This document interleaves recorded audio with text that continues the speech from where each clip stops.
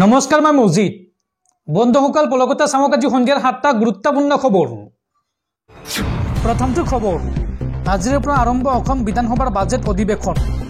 প্ৰথমবাৰৰ বাবে ৰাজধানীৰ বাহিৰত অনুষ্ঠিত হৈছে বিধানসভাৰ বাজেট অধিৱেশন আৰু এইবাৰ দিছপুৰৰ পৰিৱৰ্তে কোকৰাঝাৰৰ বিটিআৰ বিধান পৰিষদীয় ভৱনত অনুষ্ঠিত হয় বাজেট অধিৱেশন।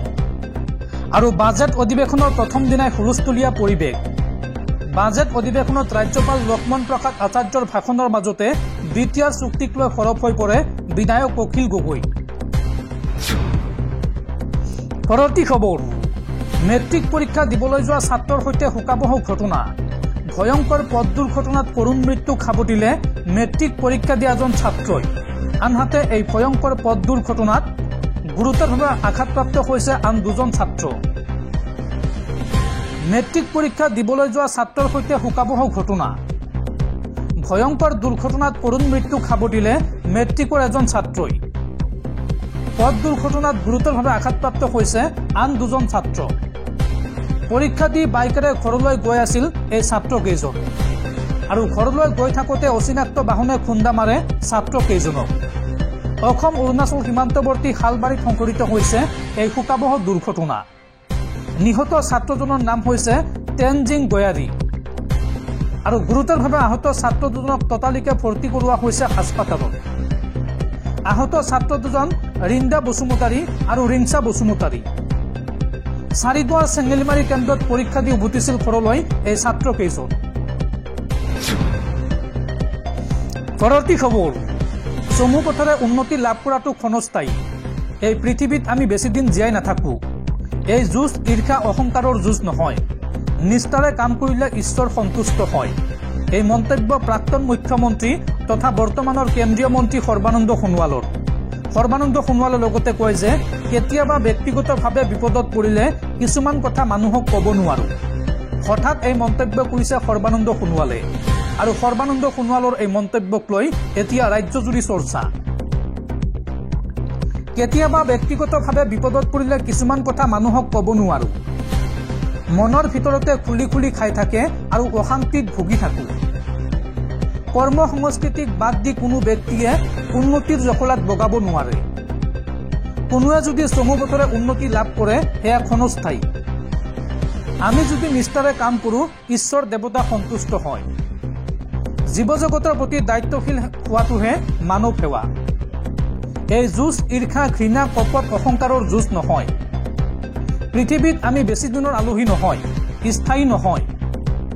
জীৱনকালত মানুহে কৰি যোৱা ভাল কাম যুগে যুগে অমৰ হৈ থাকে। এই মন্তব্য কেন্দ্ৰীয় মন্ত্ৰী সৰ্বানন্দ সোণোৱালৰ আৰু কেন্দ্ৰীয় মন্ত্ৰী সৰ্বানন্দ সোণোৱালৰ এই মন্তব্যক লৈ এতিয়া ৰাজ্যজুৰি চৰ্চা।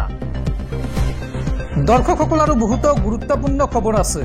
তাৰ আগতে আপোনাক জনাওঁ যে যদি আপুনি এতিয়ালৈকে এইটো ভিডিঅ'ত লাইক কৰা নাই তেন্তে এতিয়াই ভিডিঅ'টোত লাইক কৰি দিয়ক আৰু এনেকুৱা ধৰণৰ ভিডিঅ'সমূহ নিতৌ চাবলৈ চেনেলটো ছাবস্ক্ৰাইব কৰি কাষত থকা বেল আইকনটো প্ৰেছ কৰি ৰাখক।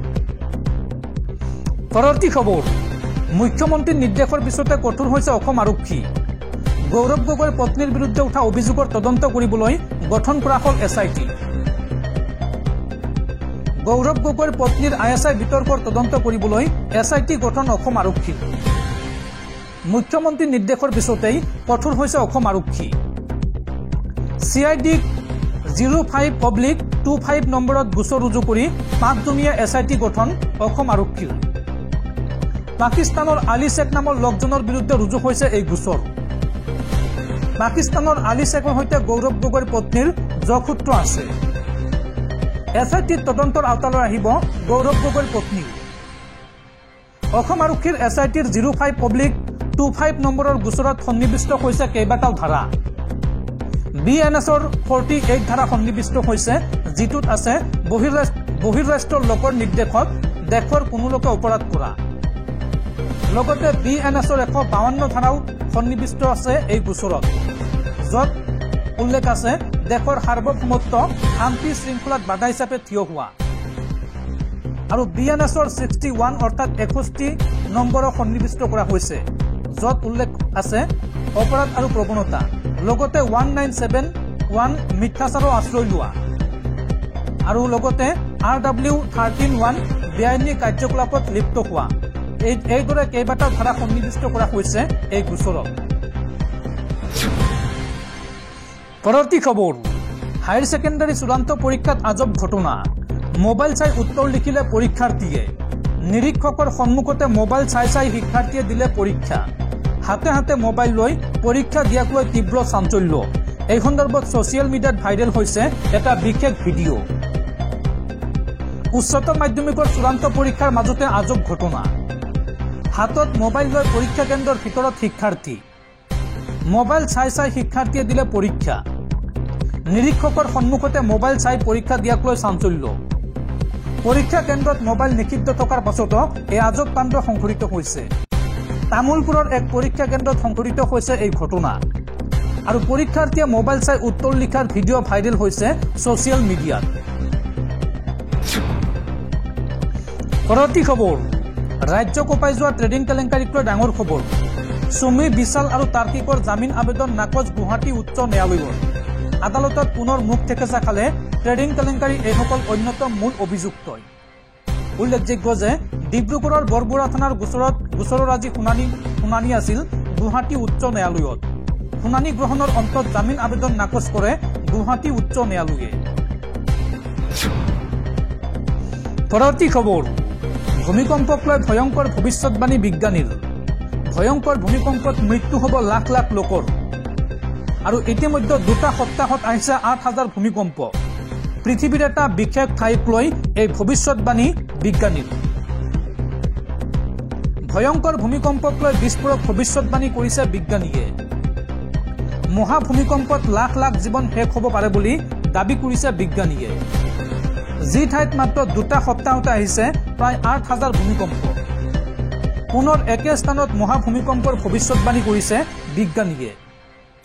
জাৰ্মান ৰিচাৰ্চ চেণ্টাৰ ফৰ জিঅ' ছায়েন্সৰ বিজ্ঞানীয়ে কৰিলে এই দাবী। এনে বিধ্বংসী ভূমিকম্পই নিমিষতে সৃষ্টি কৰিব পাৰে মৰিশালী সদৃশ পৰিৱেশ।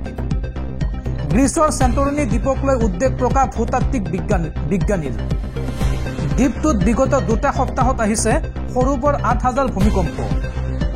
অনাগত কেইটামান দশকত দ্বীপটোত বৃহৎ ভূমিকম্পৰ 80% সম্ভাৱনা আছে।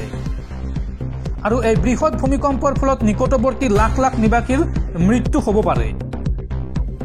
গ্ৰীচৰ পৰ্যটনস্থলী চেণ্টৰিনিত জৰুৰীকালীন অৱস্থা ঘোষণাৰ দাবী বিজ্ঞানীৰ। পৰৱৰ্তী খবৰ, অবৈধ ভাৰতীয়ক লৈ আমেৰিকাৰ পৰা আহি পালে 3য়খন বিমান। আৰু এইবাৰ এই বিমানখনত 112জন অবৈধ ভাৰতীয়ক লৈ আহিছে আমেৰিকাৰ বায়ুসেনাৰ বিমানে। অমৃতসৰৰ বিমানবন্দৰত অৱতৰণ কৰে আমেৰিকাৰ সেনাৰ এই বিমানখনে। আৰু এই বিমানখনত আছে 112জন অবৈধ ভাৰতীয়। দেওবাৰে ৰাতি অৱতৰণ কৰে বিমানখনে। আৰু আমেৰিকাৰ পৰা অহা এই বিমানখনত আছে গুজৰাটৰ 33জন, পাঞ্জাৱৰ 31জন, হাৰিয়ানাৰ 44জন, উত্তৰাখণ্ডৰ 1জন, উত্তৰ প্ৰদেশৰ 2জন আৰু 1জন আছে হিমাচল প্ৰদেশৰ লোক। এইসকল লোকক লৈ অমৃতসৰত অৱতৰণ কৰে আমেৰিকাৰ বায়ুসেনাৰ এই বিশেষ বিমানখনে। পৰৱৰ্তী খবৰ, গুৱাহাটীত পুনৰ ভয়ংকৰ ঘটনা। এইবাৰ গুৱাহাটী মহানগৰীত উদ্ধাৰ হৈছে আৰক্ষী কনিষ্টবলৰ মৃতদেহ। লখৰা উৰণ সেতুৰ তলত উদ্ধাৰ হৈছে ৰাজু মাহাতুৰ নামৰ এইগৰাকী আৰক্ষী কনিষ্টবলৰ মৃতদেহ। উল্লেখযোগ্য যে গড়চুক আৰক্ষীত কৰ্মৰত আছিল ৰাজু। আৰু এইগৰাকী কনিষ্টবলৰ ৰহস্যজনকভাৱে উদ্ধাৰ হৈছে মৃতদেহ। ঘটনাক লৈ আৰক্ষীয়ে আৰম্ভ কৰিছে তদন্ত। পৰৱৰ্তী খবৰ, এইবাৰ গুণ্ডাগিৰিত নামিছে অসম আৰক্ষীৰ একাংশ বিষয়া। থানা চৌহদত অভিযোগকাৰীক হত্যাৰ ভাবুকি আৰক্ষীৰ। এই সন্দৰ্ভত ফাটাখিল আৰক্ষী থানাৰ বিষয়া বিদ্যুৎ ঠাকুৰীয়াৰ বিৰুদ্ধে গোচৰ ৰুজু। ডিচিপিক অভিযোগ দিলে ভুক্তভোগীয়ে।